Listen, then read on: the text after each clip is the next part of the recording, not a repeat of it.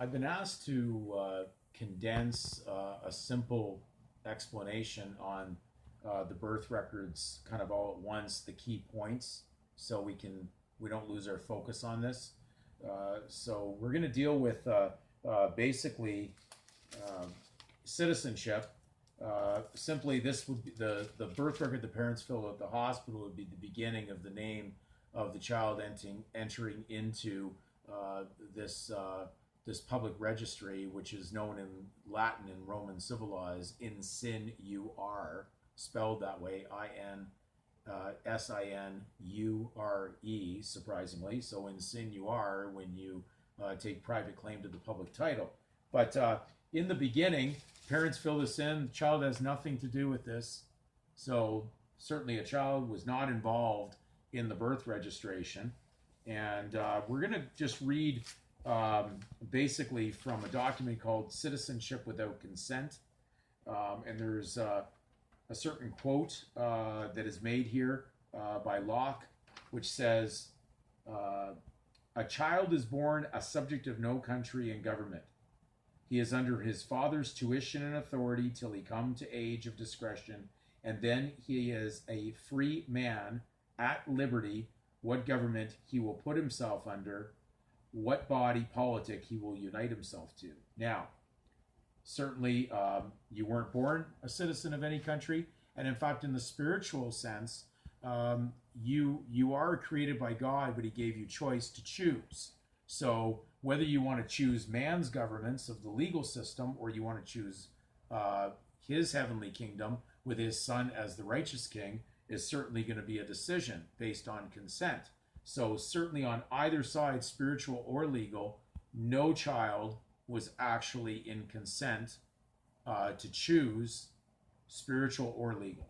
So we go to the next stage. So this document in itself, if it's implying, that you're a citizen, it's certainly not valid. The Vital Statistics Act that's in Ontario, I'm sure they're similar to most other countries. So you'll just have to go to your own applicable one. I'm in the Vital Statistics Act RSO 1990, and we're just going to go into section 15. Based on adding a forename to a birth registration, which would imply the birth registration was already done and a forename was not added, because that would be the only reason for that. So it would be one of these forms that the parents had filled out without the child's name being entered into it, the given name, the private name of that child, not the legal surname that is a mandatory thing for parents who are already in the system participating. That's all they were required to fill in, was the surname. Okay, that's the public title. It has nothing to do with that child's private property, with his right to choose later whether he enters it or doesn't. So we go to section 15. It says if a child's birth was registered under this act or a predecessor of it, and the child was not given a forename, the person with lawful custody of the child, which in this case would have been my father at the time,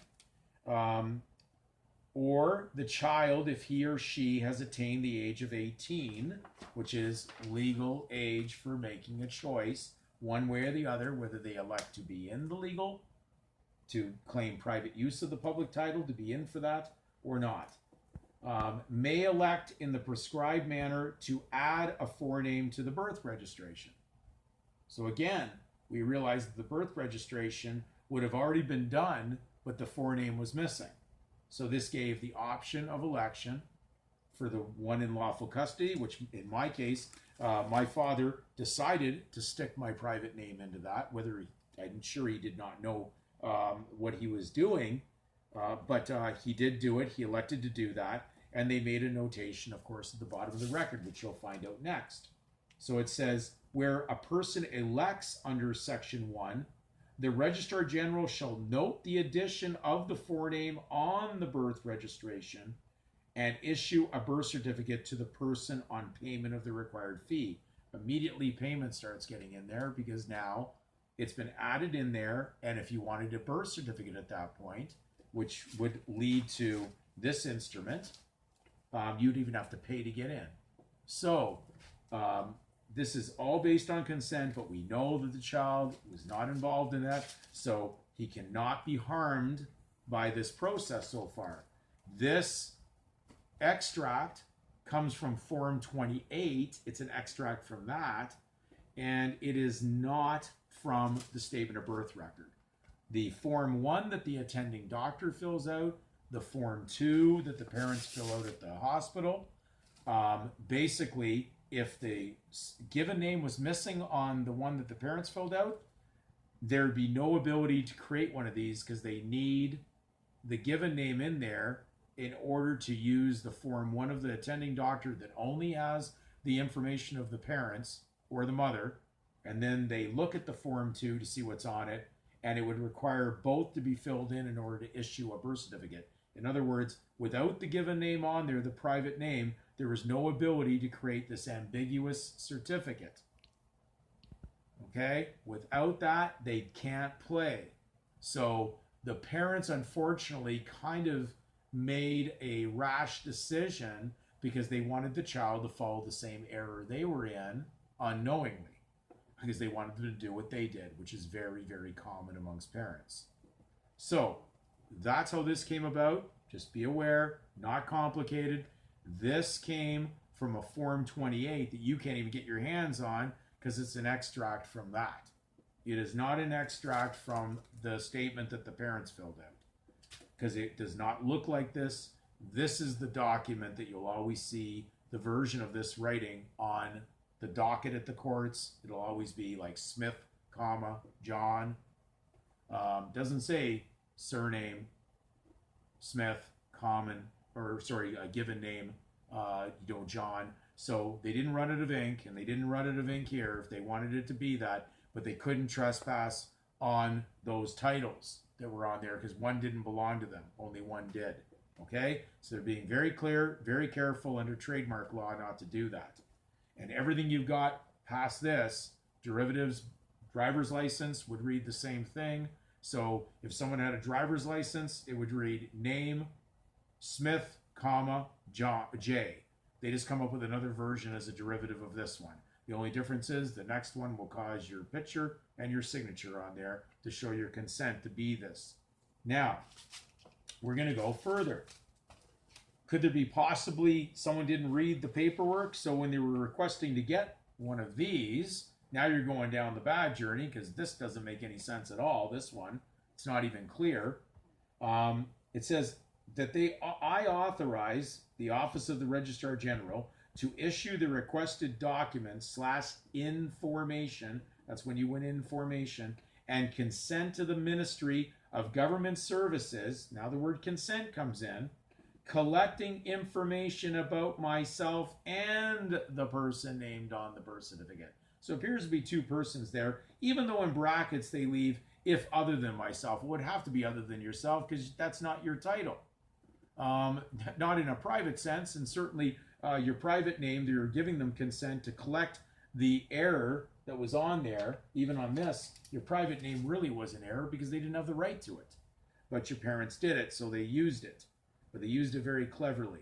Okay? And from the guarantor of such other sources, as may be necessary to verify the information on this form and my entitlement to the service requirements. Now you're asking for entitlement. And to the disclosure of such information to the Ministry of Government Services, because they can't have this disclosed to them until you give your consent.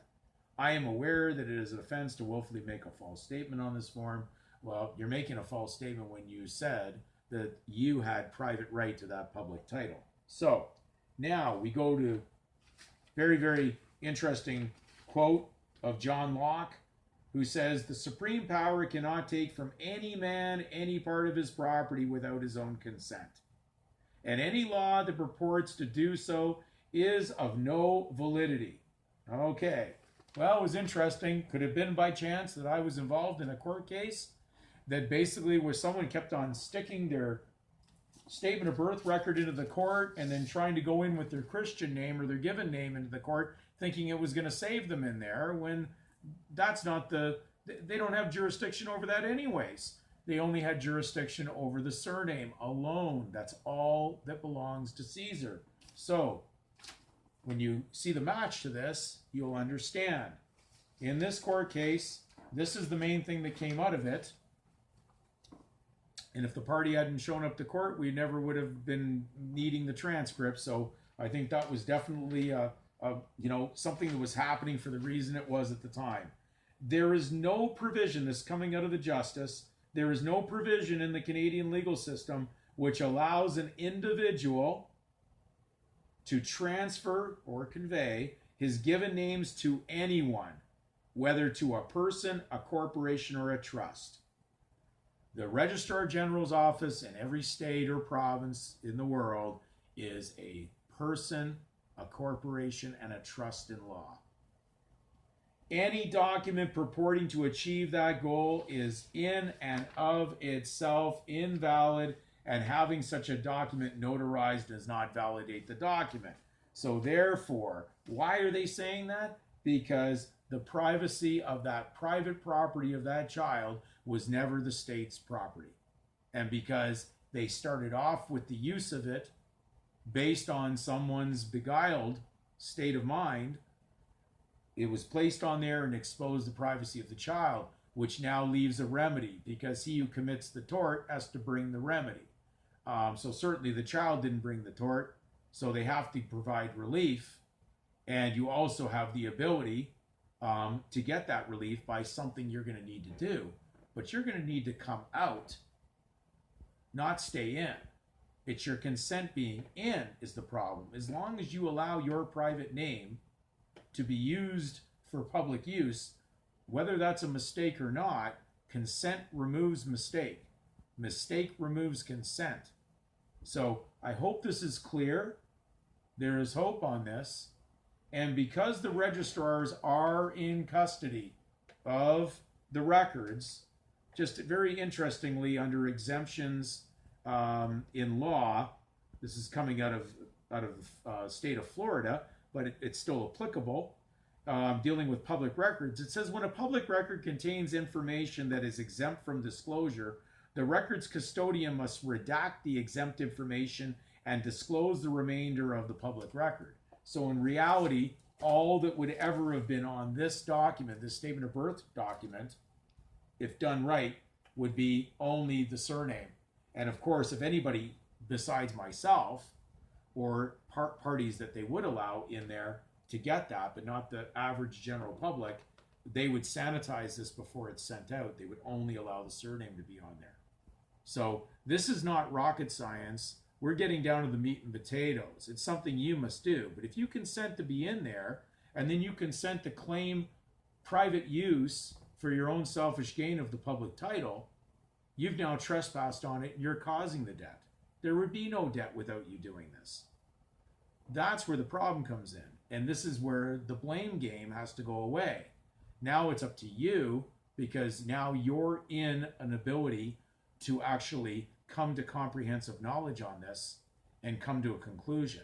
So if you want to remain in, you're trespassing, but under a licensed agreement of consideration that you'll pay for your use of that title. Now, if you pull that out and then you only were walking with the proper unselfish use of the public interest title, well, it's theirs anyway, so therefore there'd be no debt on it, and it would be nothing more than a surplus, which positive law represents a plus sign, a surplus. There is no instability on the money until you privately claim it. Money is always stable in law, but most people are not aware of that and will probably not right away. It's a little bit of a difficult paragraph that I would have to read you out of a book on the theory of money that was written in the 20s and translated out of German in the 1970s into English. But it's very clear that there is no moving on the money. The money is always stable. It's your interaction with it that's causing the problem. So stop claiming private use of the public title. Leave the public title on its own and let the paperwork.